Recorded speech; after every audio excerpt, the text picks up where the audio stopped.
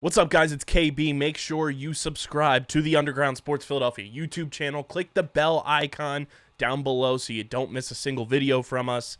And thanks for tuning in to another video from Underground Sports Philadelphia. Now let's get into it. Philadelphia, baby, you're going to love it. Best sports fans in the world. Actually, the worst, but that's what makes them the best.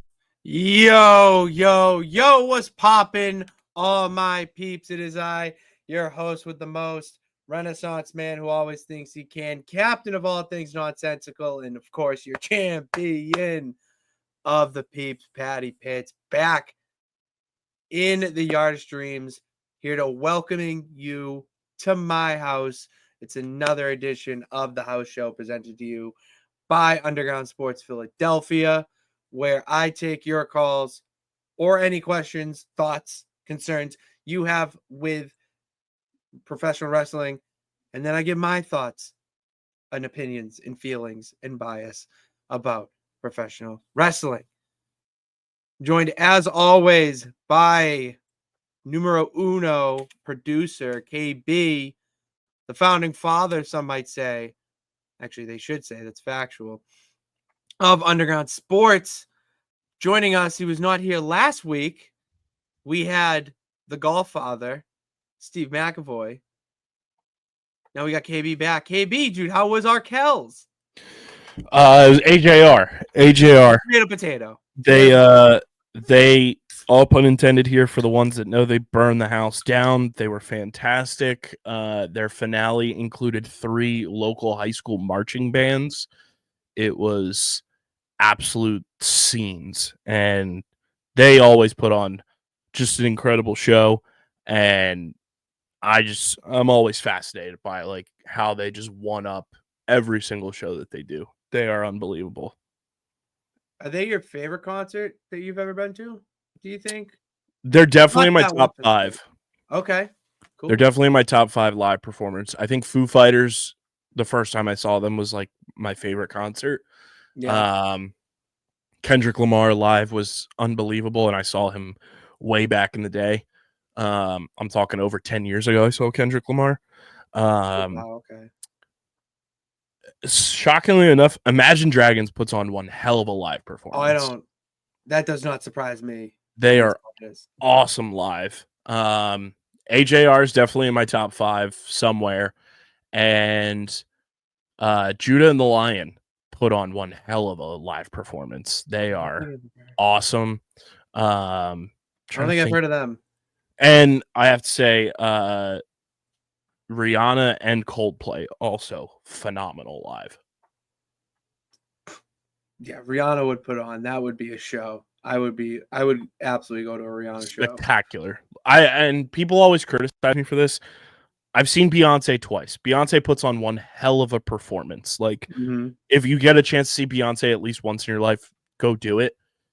If you asked me who I would rather see live, like any given, like, give me Rihanna 10 times out of 10. Really? Okay. Like, just from a concert perspective, like Beyonce puts on a show.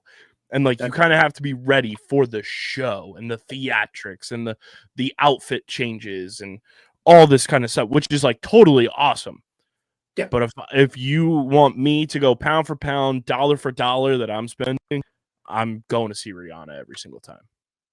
The last concert I went to before the Pandy Wandy was actually Blink-182 and Lil Wayne. Are awesome as well. Without a doubt, I think it's to this day my favorite concert I've ever been to. Blink was amazing. I saw them with A Day to Remember, and that'd be cool. I love A Day to Remember. Who's All Time Low. Okay. Oh, is that Thunder? Ooh, those would be good concerts. Yeah, I gotta get back into the concert scene. Same. Once my busy, chaotic summer ends. Then we get into football season, all that stuff. We can get into concert season. I still got a wedding to go to, Kyle. Oh, you're in September. that.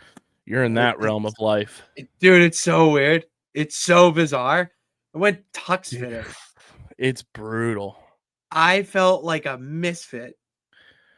This is my first year since 2021 of not having a wedding to go to. Wow. Okay. That's I had 2021, I had my sister's wedding, which was amazing. 2022, I was slated to have 3, only could make 2, and one of them I was the officiant. And then 2023, I had 2 as well, I believe. And then 2024, I had 4 wedding or wedding adjacent 4 is happenings. It was June, August, September, December. Oh, December weddings are tough. Yeah, December's that tough. was the golf father. Well, yeah, of course he's making everyone's life more difficult. It was a This does great not wedding. surprise me. Yeah. Oh, I heard good stories. But yeah, I was sitting in Long Island. Apparently, it's a Long Island thing. I don't know what the Massachusetts wedding scene is like, Mhm. but apparently, it's a thing to like have the wedding ceremony, and then the reception and everything is just like not immediately following. When you It's say like immediately following, what do you mean? normally, like every wedding I have been to, it is ceremony. You do a little cocktail hour, like right after, kind of stroll in, and then boom, party time, dinner, all that. Like it's Yeah. like in succession. Correct. Apparently, it's a Long Island thing where you do your ceremony, and then like all of the reception and everything is just hours later. See, that's where you had me at first. Because I I was agree. If so you want to thrown do off. like a okay. Well, I'm saying like the cocktail How hour, hours? How many hours have passed since like the I think ceremony? the ceremony was at 2, Okay. and everything's like following it started at 7. Oh, that's a little late. Okay. Because the Like wedding I I was had on time to too. catch the end of the Birds game because it was on a Sunday. I got a chance to catch the end of the Eagles game in the parking lot of the hotel DJ and I were staying at, and had time to just like lay on the bed in the hotel for like 90 minutes. That's a long time. Because we did it my brother's wedding.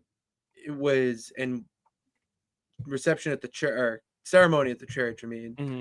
And then we took pictures before going into like no, because that's similar. That's doing pictures before. Yeah, it's weird. Very. That's a little weird.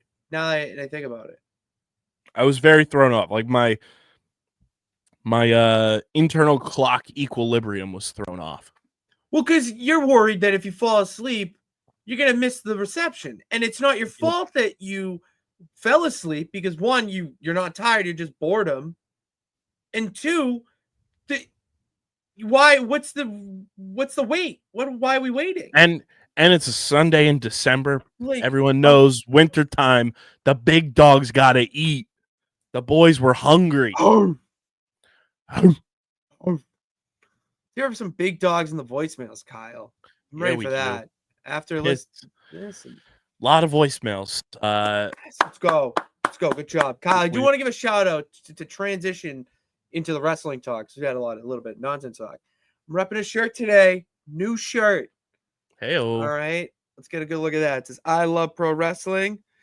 And all right, you could just tell me there's a back. It's good to see that. Okay. Yeah. That's my dude Anthony Green. Okay. The alternative Anthony Green. He wrestled up there at Limitless this past weekend. And I'm repping his merch. Gym buddy of mine. Okay. He goes to the same gym as me in Braintree, Massachusetts. And I saw him perform once again last Saturday. It was awesome. I love the finished his first match where he got into the finals of the Vacation Land. We were hyped. I don't care how he did it, but he did it. And then he lost in the Vacation Land, unfortunately. But the good guy did go over because Anthony Green's a heel, bad guy.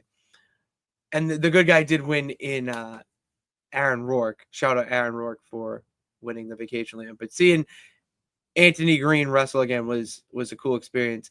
Kyle, he was one of the first mainstays of Limitless that I ever watched when I went to the show. when my buddy took me. He was, when he came out, my buddy gave me the lowdown of, oh, he was a referee before this. He was actually in the WWE system at the Performance Center. He was in NXT for a little bit, then got released. So he was giving me like the whole background. I'm like, oh, that's a cool dude. Like, hell yeah. Then he's going to Japan, which we all know Japan, they treat wrestling like it is the NFL over there. He goes over there, wrestles in Noah. I'm like, that's fucking great. That's cool. Good shit. And then months later, I see him at the gym that I work out at. Realize he goes like every week and whatnot. So shout out Anthony Green. Come swing by the house. Let's Seems talk like wrestling. you had yourself a time. Dude, it was awesome. From the moment I walked in, I felt like I was at home. I really did. It gave off that feel of an old 80s NWA show back in the old like Coliseum. No, is it Coliseum? Texas Coliseum? Whatever it is, the famous arena where the Von Erichs wrestled. It felt like I was at one of those venues, which you don't really get anymore because every arena is at a professional sports arena. So it doesn't give off that. Is that thunder? It doesn't give off that feel, that wrestling aura, if you want to use those terms. So to go to a venue like this, which I don't know if you knew this, that is the venue of the famous Muhammad Ali picture. We're standing over the dude.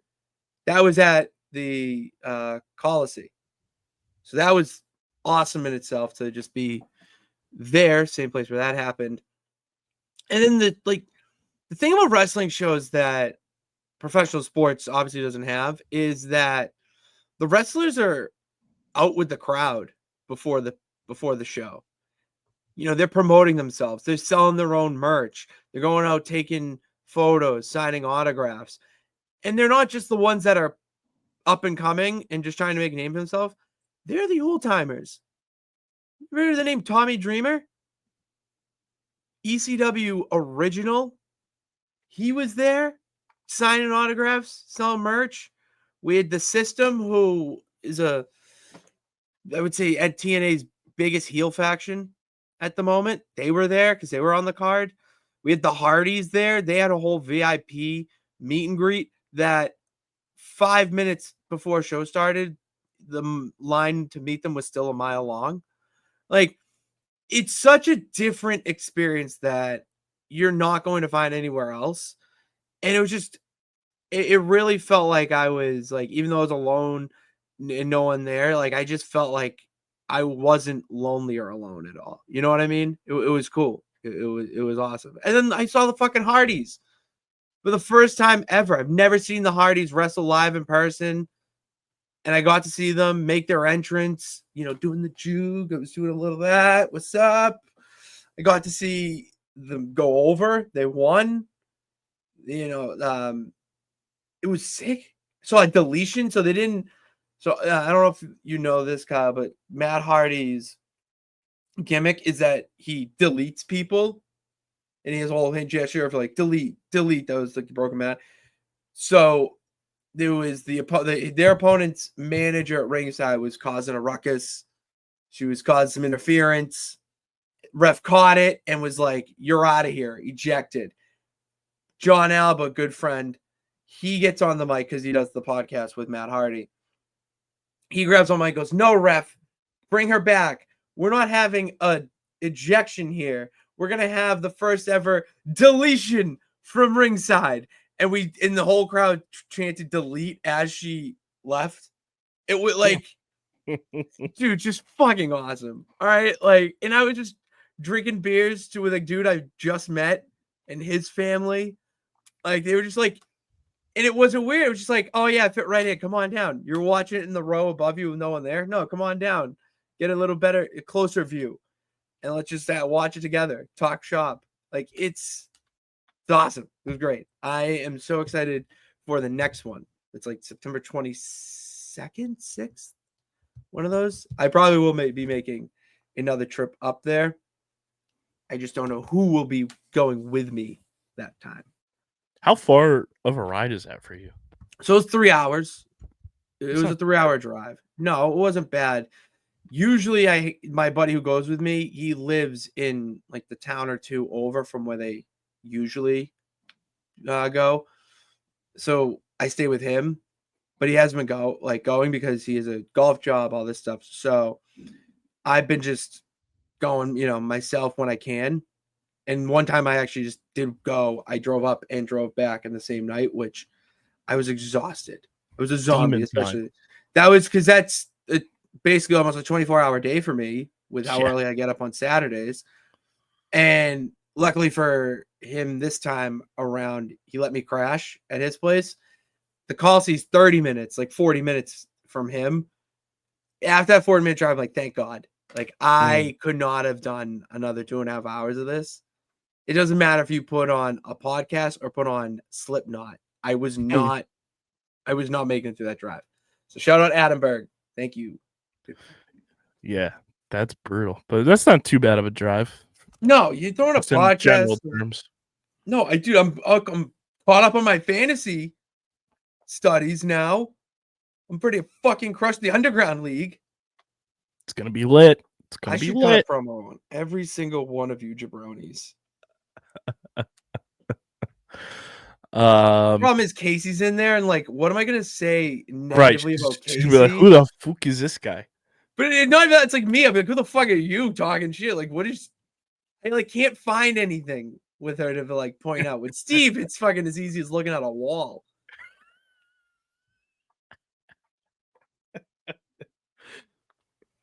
Yeah, everyone else you pretty much have a working relationship with outside of Casey and Owen.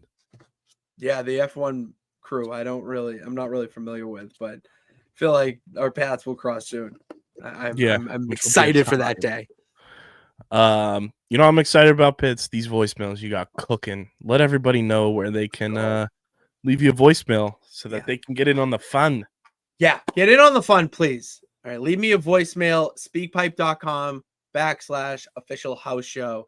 Anything. I don't care what it is that involves wrestling. If you want to ask me something current, like what do I think of what's going on Raw with Seth Rollins, the Vision, that faction, or if it's on SmackDown with Cody Rhodes and John Cena, or if it's in TNA or AEW, or if it's from the past, like what's my favorite match from 2002? All right, what title do I think should they bring back? I don't care. I'll answer it, but you got to be one to initiate it, and either click that link, pick up the phone, whatever metaphor you want to use, and leave me a voicemail. Speakpipe.com/official house show. There we have it, Pitsy. We've got 6 voicemails this week. Let's go. Good job. Let's get it up next time. Who do we want to start with? Oh yeah, I have access. Yeah. Dude, the thunder here is crazy. Yeah, it's booming over here. Okay, so we have. Let's go with Pablo. I want to hear from Pablo. Pablo, I believe, is a recurring caller now. He is. He's my dude. That's my dude. So Pablo, That's welcome my chef back. Friend. Welcome back to the house, Pablo. Here is Pablo kicking off episode 4 of the house show. Hello, my name is Pablo. My question this week is, who is everyone's favorite big personality in wrestling? I'll have to bring mine back to Dusty Rhodes. I don't think there's anyone that's ever been as charismatic as Dusty Rhodes. Just so entertaining, so vibrant, so captivating. The pageantry, the stage work, his ring work, just phenomenal. Just a phenomenal wrestler. Just a phenomenal wrestler. I can't think of anyone more charismatic than Dusty. Should get Pablo a timer. Hey, but I get his seconds. point. I get his point. No, I love that answer in Dusty Rhodes. My gut answer is The Rock because of that personality. Before he was obviously the final boss. Like, that was someone who was captivating. It didn't matter what he did. The fans were glued to it. Whether it was him coming out with a mic and just talking trash to his opponent, or him actually being in the ring and doing moves like the People's Elbow or the Rock Bottom. it doesn't matter. They were bought in immediately. And nowadays, Seth Rollins is when you think a big personality. That would be like the biggest. Yeah, those are my two answers for sure. I'd off the cup with WWE because that's the thing is like in all of wrestling right now, the person like it really mattered like the star power. And right now, like the biggest star is Cody Rhodes, but he doesn't have the biggest personality. That's why I like Seth Rollins. You can put him anywhere. We've seen it. He's literally been everywhere. He hosted Rich Eisen. He's been on Good Morning Football. He was on it today. And then he's doing shows every week. If you want to go to the women's side, maybe his wife, actually, Becky Lynch. That's someone with a massive personality that everything they do is gold. From wrestling to Hollywood. She was in Happy Gilmore. I think she's in another project as well that's coming out soon. She's doing a lot. And like those are the two current day that pop up to mind. I dig it. I got another one. All right. I was gonna say Stone Cold for me. Like he not being a wrestling like fan. Yeah. Stone Cold was one of those people when I was growing up, like transcended the WWE and like made it into pop culture, made it into just being like internet, like people knew Stone Cold, like the 316 shirts, like the beer slams, like everyone knows Stone Cold. And then of course the ever so famous what? Like he made his way out of WWE for a lot of people, and like you kind of just knew who Stone Cold was as a figure in like pop culture. Another person to add on to that is Mick Foley. I mean, the man has motherfucking 3 personalities that came to life. So that's one off the bat. Kyle, do you know the origin story of the What Chant? I don't believe I do. Okay, so the origin story of the What Chant happened over a voicemail. Stone Cold called Christian Cage, who was Christian at the time, on his way home from the gym, and he got his voicemail. Stone Cold kept getting pissed that he just kept, when he would call Christian, he just kept getting his voicemail. So Steve would leave voicemails, just leave constant messages all over. And one day when he was coming home from the gym, he just stream of consciousness, just had a conversation with himself and was blah, blah, blah. What? And then I was telling him this and I did that. What? I said I did that. And it just went on and on and on. And then that turned into something like, yeah, try it out with the crowd. Like that should be something like, it's something as simple as that became the most overused chant in all of wrestling. So you're telling me something so popular, so famous got started with a voicemail pits? The signs. The signs, Kyle. Hits. Signs. Follow them. Follow the buzzards. Oh, that's incredible. That's incredible. Shout out to Pablo. Pablo's always he's got great vocab. He's good vocab guy. He is a great he's got the good Scrabble words going in his voicemails. I love when Pablo calls. Dude, I love when Pablo cooks food too. Dude, I've had some of that man's food. It's delicious. That's amazing. That's amazing. But yeah, you guys can answer that question in the YouTube comment section. Leave a comment on the video. You can call in next week with a voicemail reacting to Pablo's question. We want that too. We want the voicemail calls to provoke people to call in responding to other voicemails. So feel free to do that as well. And you can leave it in the Apple Podcast reviews because we'll check those out as well. But shout out to Pablo. Pitts, who you want to go to next? Nathaniel. I want to hear it. I'm ready. Nathaniel left 2 voicemails. Do we want to do number 1 or number 2? Let's do 1 first. Let's go in chronological order. So here is Nathaniel's first time caller.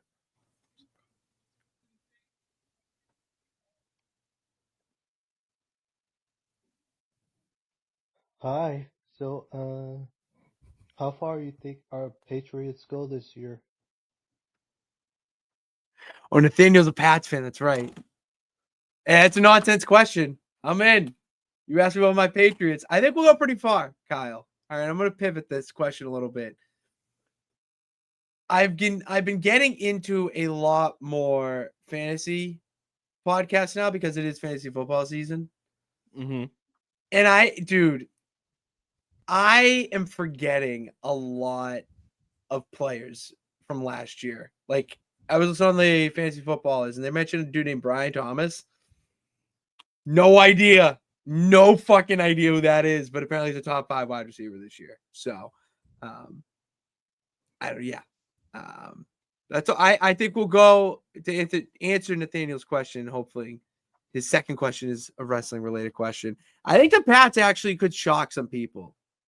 I'm not gonna say Super Bowl bound because that's just outrageous, but I could see the Patriots absolutely sneaking into the playoffs. Mike Vrabel in the playoffs is dangerous. That man said he'd chop off his balls for a Super Bowl. All right, that's the coach. She I got in a want. scrum and was bleeding at training camp. Yes, that's my coach. He's blading. He's blading in the pile up. That's how they're not catching it. You also see my guy Mac Hollins on Bussin' with the Boys. Mac Hollins would be a great pro wrestler. He really would be. Did you see they asked him about why he goes barefoot? Because shoes are prisons. It's the pussification of America. Oh, that too. I saw that. But I watched them, which electric comment, by the way. I don't get how those two correlate, but fucking go, man. I thought I saw something that he was in. It was a whole, news package or something, giving an in-depth analysis of who Mac Hollins is. And we talked about how he hates shoes. He vehemently hates shoes and will not wear them. It's crazy. That's unreal. How do we think our Eagles are doing, Kyle? I feel great. I feel great about the Birds. Go Birds. Bang, bang. Bird gang. Defending Super Bowl champions. Yeah, not for feel long. Great. I genuinely, I'm not even this is my fandom bias side. The Eagles didn't lose that much in free agent. They lost some key pieces for sure. One of your guys. My big dog Milton Williams he's we did take a your beast. Guy.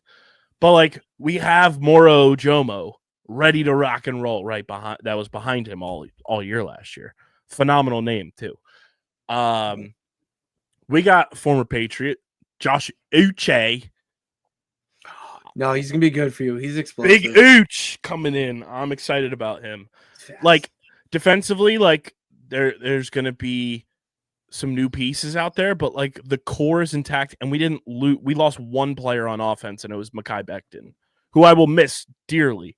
Yeah, but other than Mekhi, we didn't lose anybody on offense. That is a key fit. We lost Kenny Gainwell, but Will Shipley is ready to step in and be that role.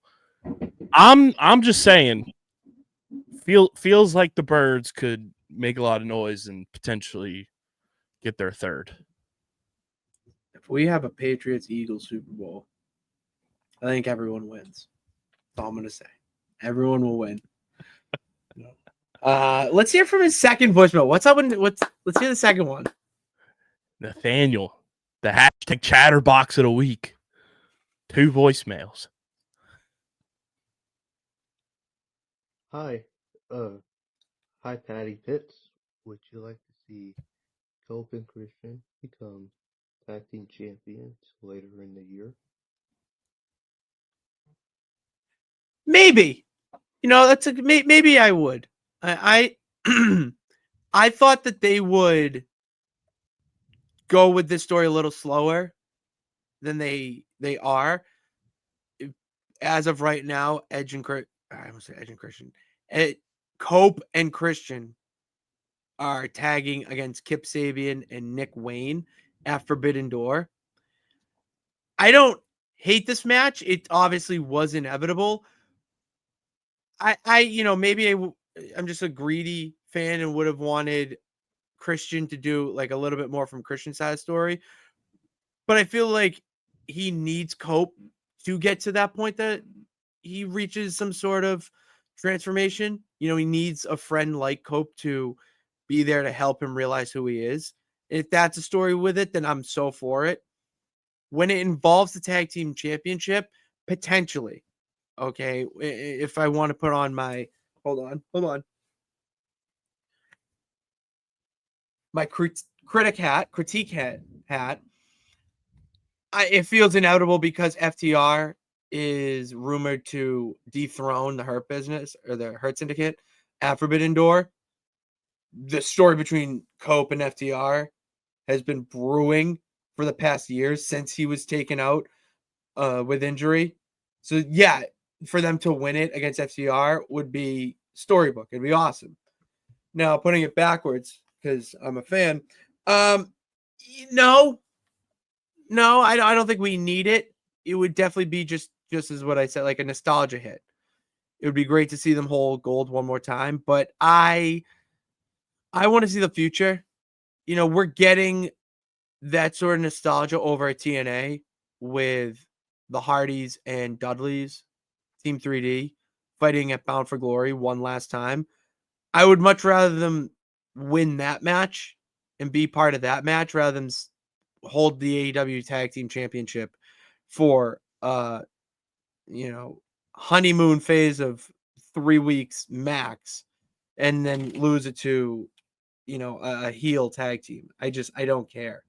Like Ricochet's henchmen, like lose it to them. Sure, I'm still gonna watch. That's not gonna make me turn off, but I would like more. What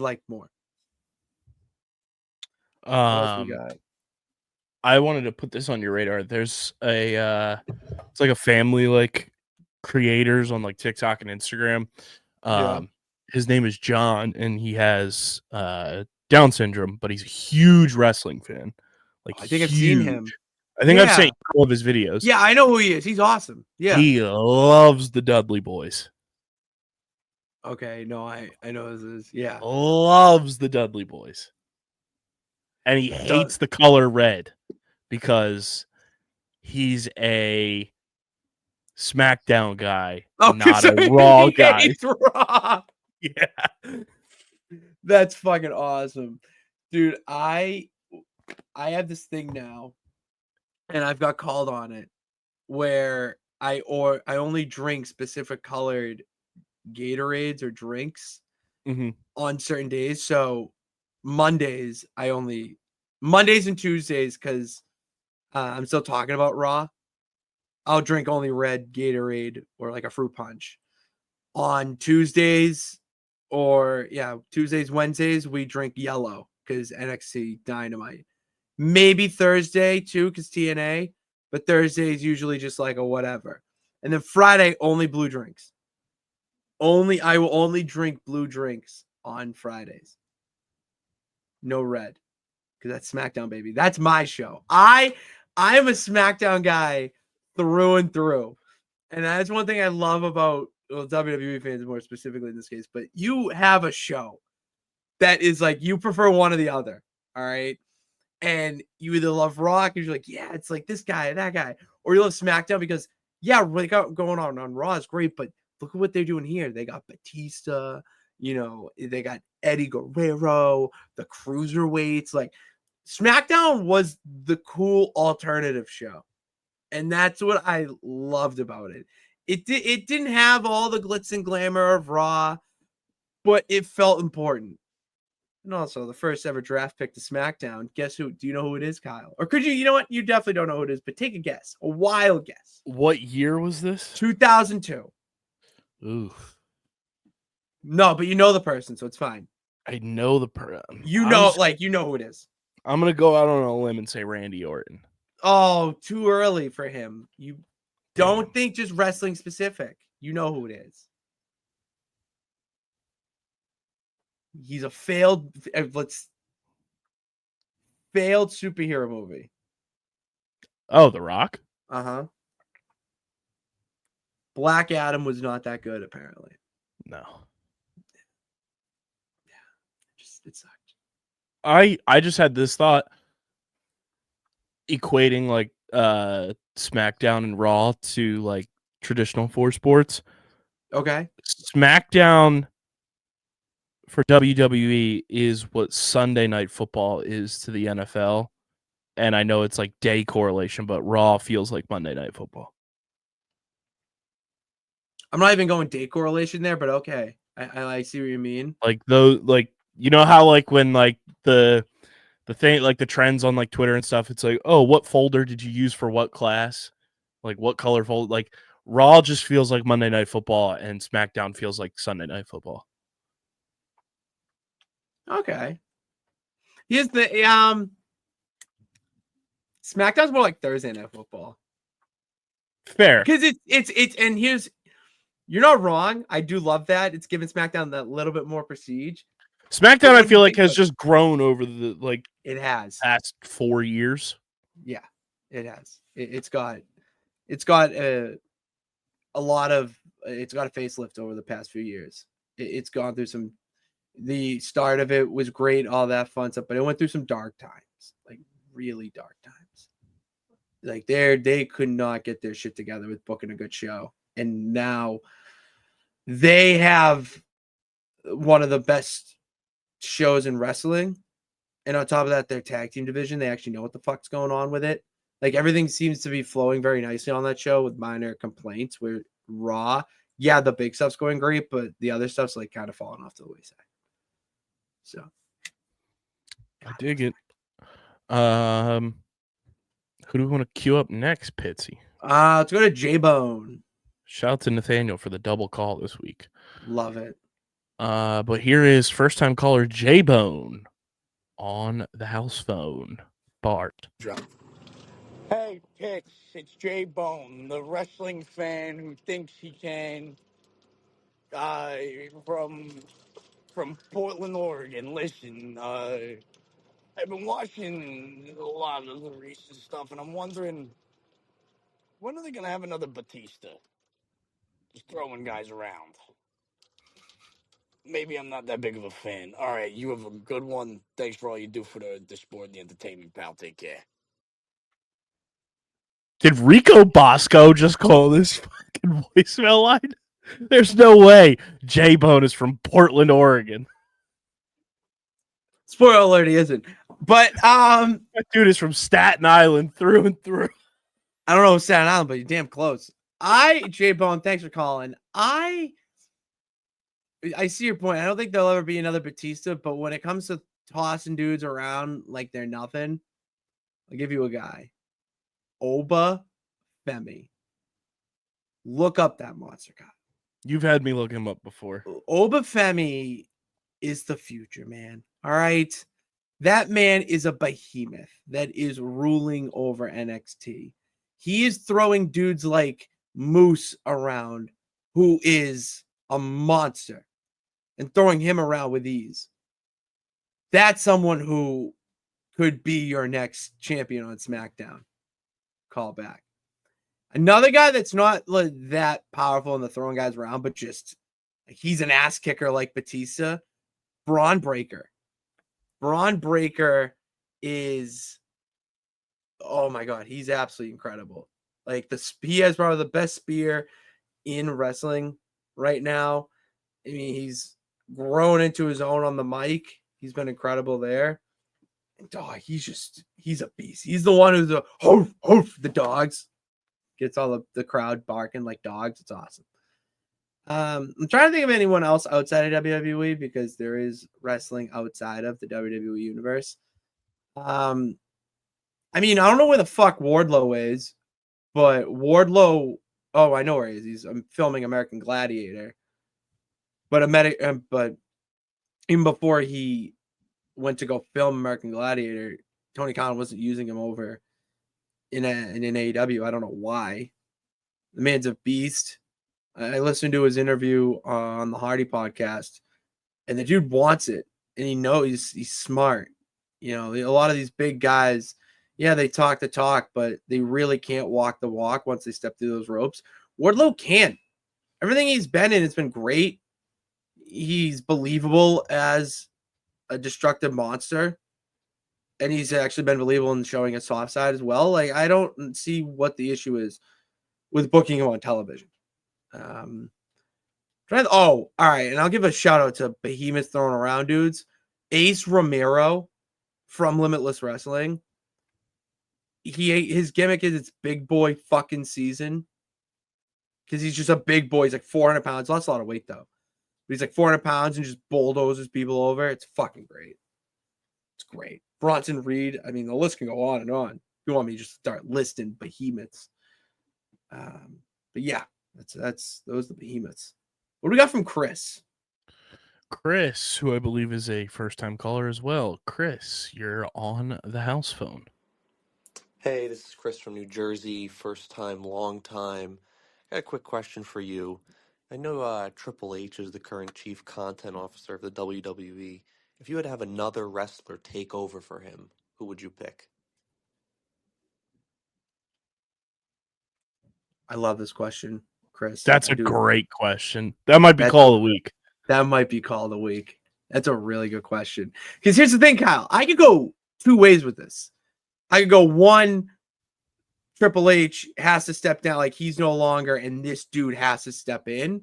Who am I picking? Or I can say, all right, Triple H is going to step away. He did great. Now who's leading it in? And they're two different answers. So for the first scenario, I'll give an answer of Shawn Michaels and his right-hand man, The Undertaker. Those are the two dudes that if all, the worst case scenario happens, I would trust them with steering the ship on course. 100%. Look at what Shawn Michaels is already doing right now with NXT. He's making NXT more better than AEW weekly, consistently. And those are the performance center talent, the people who may not have wrestled a year ago, and they're already getting backstage time, backstage TV time, and they're getting dark matches and having pretty decent matches there.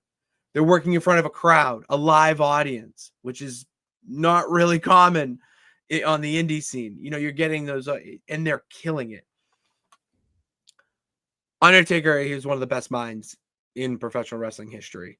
Like, I could listen to Undertaker talk about the business for hours on end. The experiences he's gone through, what he's had to do to become the greatest of all time, in my opinion. So having those two guys, boom, easy. WWE is fine. If we want to go the more happy route and look forward into the future, it's Seth Rollins. It's Seth Rollins, without a doubt. That man bleeds the business like Triple H does. He worked under Triple H when he was coming up into the main roster. He was Triple H's guy to take them in, and he's going to be Triple H's guy to take them into the future. I'm telling you right now, that's who I envision taking over after Triple H steps down. Because I don't see Triple H being in his position as long as Vince was. He's going to want to step away after the health scares that he had and all that, and really think about family. Seth Rollins has even came out and said that he wants to be the guy to do it. And at this point in time, I could not point at one other wrestler to challenge him on that. I'm trying to think of like a wild card to like throw into the mix. And I don't know why it keeps coming back to me, but I think it's just because of his work, and like it would never happen just because he's too wildly successful in other things that he does, but just his work ethic, his attention to detail, his ability to storytell. Could you not see Pat McAfee being like a master puppeteer, like running the show? I could see him being more on the creative team as like a pitch guy. I don't know if he could do more of a producer role yet, because like to lead the company, you have to think like he has to do everything. Pat McAfee unfortunately could not do everything, and then some, which is where Seth Rollins comes in. Like he could do everything, and then add his own flair and his own personal touch to it. Where McAfee in the future, because of how involved he is with other stuff, we've already seen him not seen him on television for quite some time. We're not going to see it in the foreseeable future because football season's starting. That's his true love and passion. But Pat McAfee is not going away from WWE. He was the on-screen commentator role, whatnot. I could see him in the future having more of a behind-the-scenes role to want to learn that side. Not as like I can do it and I believe I can be the change, but because like fuck it, like I just want to learn it and I think I'd be pretty good at it. And with the way the business is moving, I mean Logan Paul technically is one of your biggest stars. That man ain't a wrestler, but he's your biggest draw. He's your biggest heel. You know, like you have the beautiful thing about wrestling is that it's not something that is so cut and dry, black and white, you know, by the numbers. It can be something that is ever flowing and changing and fluid because of what it is. It's a show. It's not in the difference that I feel like a lot of people have with it is that, yeah, it's a fight. It's not really a fight. And it's like, well, you're watching it wrong. You know, you don't watch Iron Man or a superhero movie, and when they have a fight scene in the city, you're not checking your phone to see if everyone's okay. No, you're escaping. You're in a fantasy. You're in a different world. That's what this is. And you can bring other people from other backgrounds into that to give their 2 cents into it because of their shared love and passion. And when you have that, there's a role for it, but it doesn't need to be in a, we'll say, like leadership role, like running the company. Do you think any like big name Hollywood like director types, I'm not saying like, you know, Christopher Nolan or anything, but like for instance, like a Kevin Feige or a James Gunn or somebody in that vein where like they're like producing JJ Abrams. You want my dude JJ? Like the guys that are running specific studios, not necessarily like just going and doing like big box office movies, but like James Gunn is running DC now. Kevin Feige's running Marvel. Like somebody like that could like potentially like it's a similar thing where like you'd be coming in and running, you know, the WWE universe. Yeah, I could see that on more of a on day of type of thing. Because there is value there. WWE has been often the stepping stone for a lot of stars to go into Hollywood. And I call it white trash Hollywood at the end of the day because that's what it is. It's so there is a place for them. I don't know specifically where though, because of how intricate the business is. You know, I've only watched one episode of WWE Unreal. I need to watch more because what I saw in the first episode was only like a taste of what goes on to put this whole show together. And that's what's fascinating to me is that like, who are these people from the backgrounds? Like I've seen some guys like, all right, you definitely clearly were not a wrestler before you got this job, but like, what is your background? You know, we saw before they hired a former Marvel director, producer. The name is lost to me right now, but that is somewhere where it makes sense because you had some of these over the top characters like a Bray Wyatt come in. And how do you write for that? How can you just have a wrestling dude write a character so intricate that is great and it will work, but it needs the right people to help make it work. And the only people you can think of really to do that are people from Hollywood and those types of studios. I would love to see Mark Blutman, who wrote Boy Meets World, huge wrestling fan. I would love to see him get his hands all over some scripting with WWE. Freddie Prinze Jr. used to be a writer on the creative. Oh, really? Ago. Yeah, he's a big wrestling guy. Him, David Arquette. Oh my God, David Arquette is one of the more, I hate to say it, but like infamous celebrity wrestling stories. The story goes, do you know the movie Ready to Rumble? I think it is. It sounds familiar. So yeah, 2000. Yeah. So the premise of that movie was David Arquette's character winning the WCW championship. WCW was so desperate for anything that they actually put their world championship on David Arquette. And David Arquette was the WCW world champion at one time. That is the bad side of what happens when you mix Hollywood and wrestling. Luckily, and I say luckily with my fingers crossed, that we are not in that era anymore and we've learned from our mistakes, but no one learns from their mistakes in this country anymore. Come on, Kyle.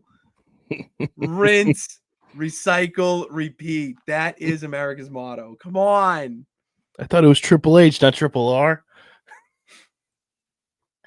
The man did the water spit at the White House. Like, that is my simulate. That's where I am.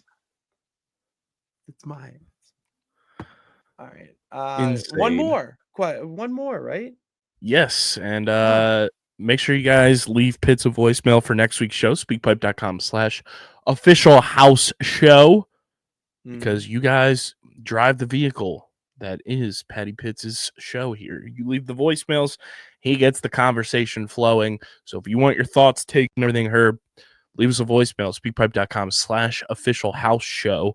And be sure to follow the house show on social media at Real House Show on Twitter and at Official House Show on Instagram. Here we go, Pitts. I believe another first-time caller, Ben with 2 N's. Oh, Ben with 2 N's. What's popping? Hey, Pat. This is Ben. Wanted to see so far through the history of AEW if you had a Mount Rushmore so far of wrestlers who have been in AEW and WWE. Who's the best to do both right now? Oh, I like that question. I like that question a lot, Ben. Thank you. Easy number one, Jon Moxley. Jon Moxley is the best to do it in my eyes because of his run with Dean Ambrose and the Shield, and then Jon Moxley is entirety. One of the just most dominant stars. He is the persona. Like, that is what a badass looks like. All right, when I look at that man, that is someone you don't fuck with. It is someone you don't go near. All right, I fucking love Jon Moxley. I listened to that entrance on fucking repeat to get myself fired up. There's a reason. So Jon Moxley, I'll go. So I'm gonna go Samoa Joe. Okay, I'm gonna go Samoa Joe. He is both of these guys are former AEW champions as well. Fuck, I don't want to do it, but I have to. I'm gonna get a lot of hate on this, but guess what? You're interacting with it. So Chris Jericho is the 3. You're gonna hate it, but Chris Jericho carried AEW through their beginning years, and he's the reason why the Ring of Honor has any sort of deal, or they're working towards getting Ring of Honor a TV deal. He's stepped away right now, but that's because he has a band. Everyone has something else they do. And when you look at his body of work, yeah, there's been shit that sucks, but I mean, the Debonair dinner that he did, the duet with MJF, his factions like the Inner Circle, the Jericho Appreciation Society, he's been involved in some crazy ass matches. The Eddie Kingston feud, yeah, it's Chris Jericho, man. And then fourth.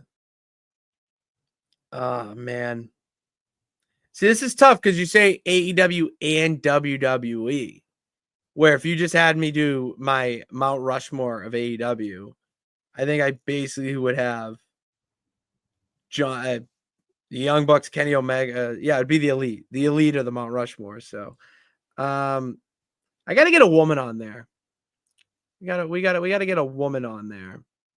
Problem is that the women that have came from AEW and WWE. Oh, Brain Blast, Kyle, the one, the only, your women's world champion, timeless Tony Storm. Which Kyle, throw a hot little sizzle out there for you. All right. I believe that Tony Storm is the best women's wrestler on God's green earth right now. I think she surpasses Rhea Ripley. I think she surpasses Io Sky, and she surpasses anyone else wrestling on the indies. Everything she's doing is perfection.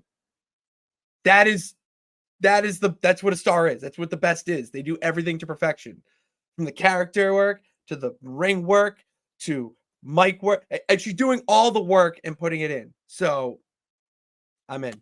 Tony Storm. That's my AEW WWE Mount Rushmore. I mean, Pitch, you left out a very important one. Who? Cody Rhodes. No, he left. He left. I'm leaving him off. Sorry. I know it's going to get to me. He left. All right. And when he left, the company got more popular. I'm not going to say better, but it gained popularity. And they hated him in AEW too. They hated him. The fans did not like Cody Rhodes. They turned on him so quick. Felt bad, dude. Like, they knew he was a WWE guy. Like, that's the thing with AEW fans. That's wrestling fans in general, is that they get very territorial, very tribalistic.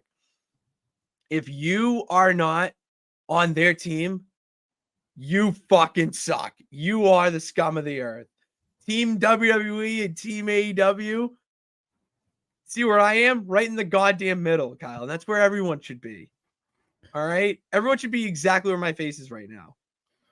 Because you have a 360 view. You got a view of everything. Some other. I'm just going through a list on Wikipedia. The Hardys. They had a shit run. If Jeff didn't get arrested that last time, then we might have a different conversation. But yeah, can't put him on there. Who else is on this list here on the old Wikipedia? I mean, you have Phillip Brooks, aka CM Punk. I would love to put Pepsi Phil. I would really love to put Pepsi Phil over John Moxley just to watch the comment section burn. Like, I'm not like, see the thing, like, I believe that.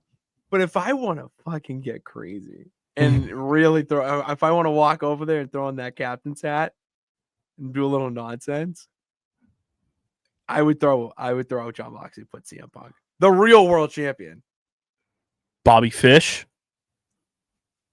How much fish could Bobby Fish fish if Bobby Fish could fry fish? How much fish? No, okay.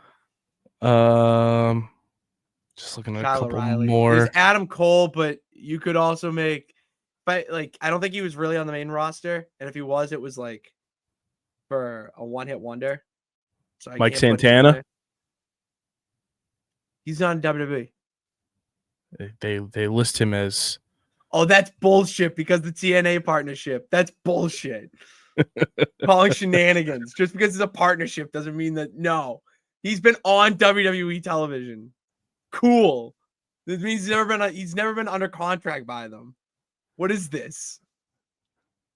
Ray Phoenix. Motherfucker just got here. Like, I can't put him or Penta. They just fucking got here. Make a name for yourself first. Jade Cargill. I'm keeping Tony Storm on my list. Don't you dare come at my girl, Just my poking, woman. That's a poking the woman. bear. Tony Storm is a woman. Looking here real quick to see if there's anybody else that pops off the screen for me I would to. love for Tony Storm to be my guest in the house.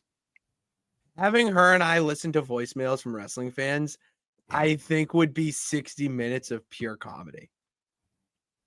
Like no one would be upset after listening to that episode. I'm telling you. Did you say Rusev?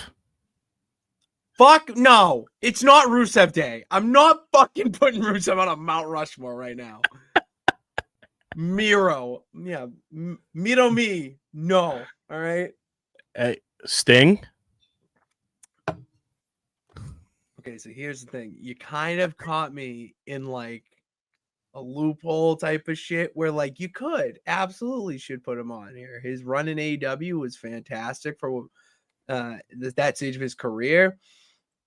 Went on a high note, all that. Problem with WWE is though, and is that his run sucked.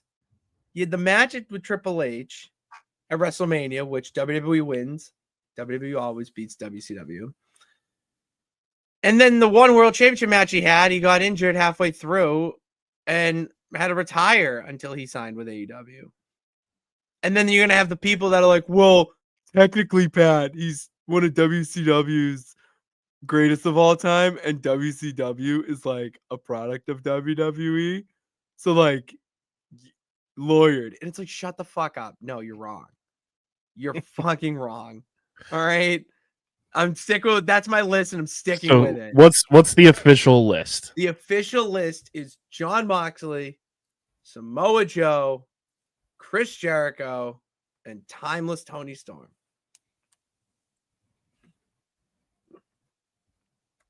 I'd love to see their faces on a mount, like carved like a Mount Rushmore. It'd be sick.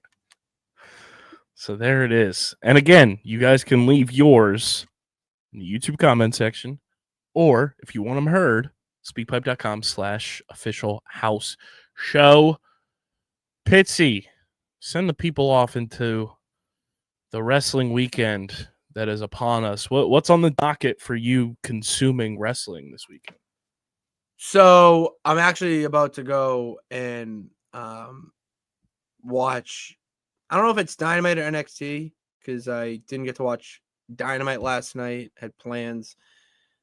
So watch one of those, or TNA's on in 20 minutes. I might watch that and save the other two for tomorrow. But yeah, we'll watch that. Forbidden Door is coming up. Let me see if there's any. I don't think there's any shows this weekend.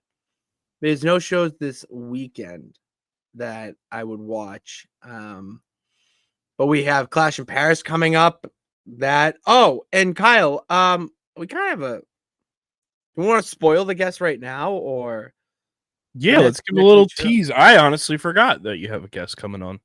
Kyle, I forgot too until yesterday when I went to my DM. Sarah sent me some news, and I saw, oh yeah, he's coming on. Yeah, we got like a legit news break here.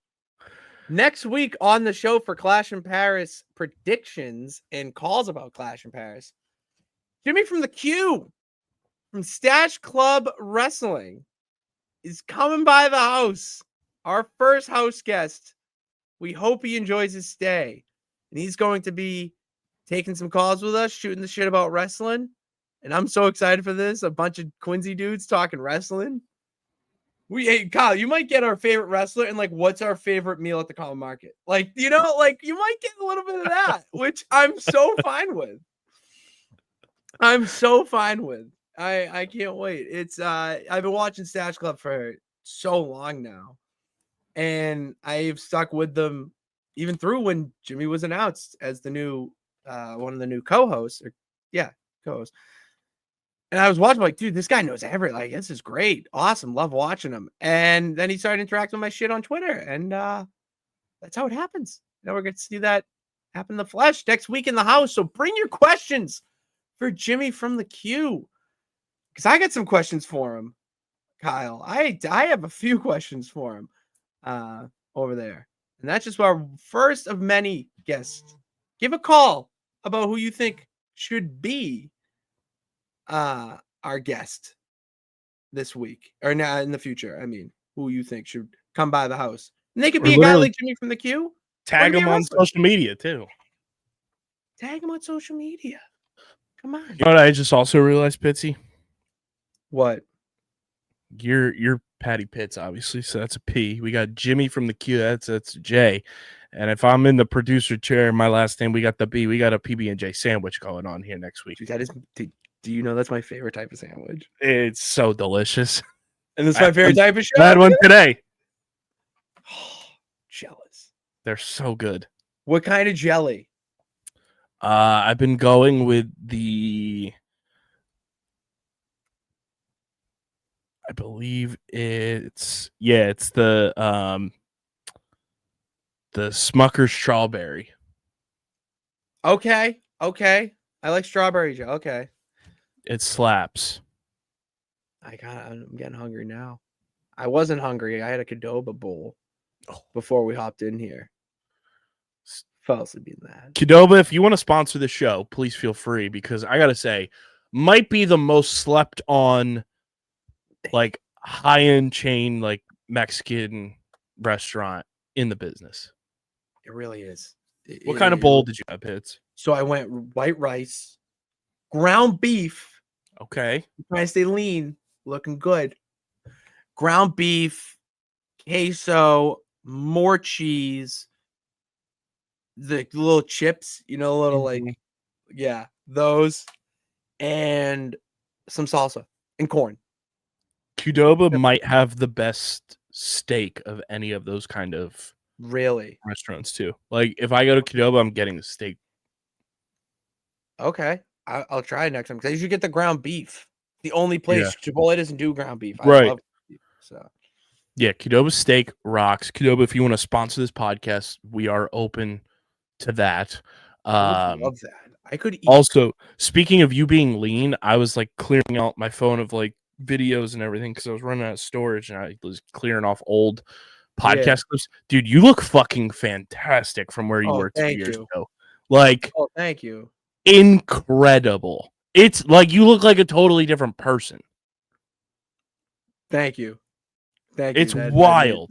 That means a lot. I saw a clip. It was like, it might have been like January of 22 or 23. And I was like, that's not Pat Pitts. It was a fat face, right?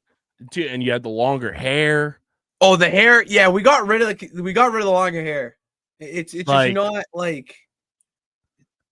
You look fantastic. Thank you. I'm trying. That's why we go to the gym twice a week. I see my dude Alternative AG. He's getting his workout in. I love to see it. And no, I have a personal trainer. It's legitimately the best investment that I have made in 2025. No, it's not like I'm not looking good to try to impress anyone. It's more for me, and that's where I feel like you're going to get the best results. Like, because I'm just doing it because, like, I don't want to look how I did 2 years ago. You know what I mean? Like, and not only that, I feel better. Like I feel better throughout the day. My mental health too. Just the littlest things. It's not overly positive where the world is all sunshines and rainbows. It's just enough where you can do it. That's all that the gym really does for the mental health, is that it gives you that little kick in the ass, like you can do it. You know who you are. And everyone needs that, whether it's going to the gym, it's doing this thing, going outside for a walk, it's playing some instrument that's your escape.